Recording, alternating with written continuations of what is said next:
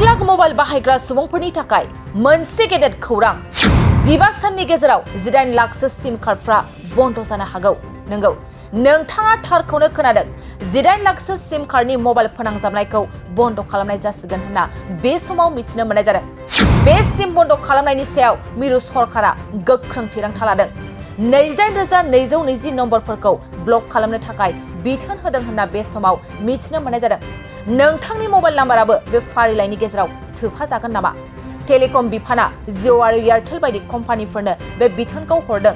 Telecom बिफाननिफ्राय 20 lakh mobile फोनांजाबनायखौ नायबिजिरनो थाखाय बिथोन होदों।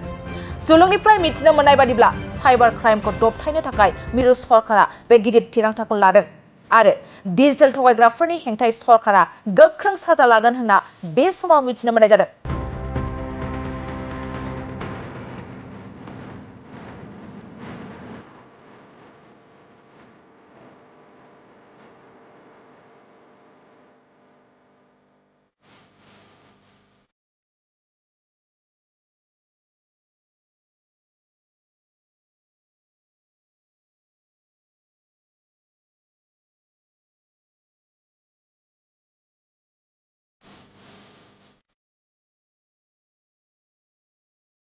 मोनसे गोजोनथाव खौरां, बिए सेथि सेमिस्टारनि थाखाय गसाइगावनि जारागुरि गबिन्द बसुमतारी कलेजाव मुं थिसननाय हाबाफारिया सोलिगासिनो दं।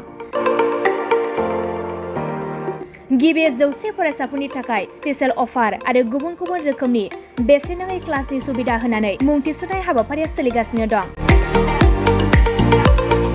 बे फरायसालियाव फरायसाफोरा गावनि गोसोबायदि आयदाखौ सायख'नानै लानो हागोन। लोगोसे basic computer class, self defence आरो स्पकेन इंलिश क्लास बायदि सुबिदाफोरखौ बेसेन होआलासे फरायसाफोरा सोलोंथाइखौ लानो हागोन। लोगोसे बे फरायसालिमायाव गासैबो फरायसाफोरनि थाखाय फ्रि बास सार्भिसबो होनाय जादों। लोगोसे गासैबो थाखोनि बिजाबजों बुंफबनाय बिजाब बाख्रिनिबो सुबिदा दं।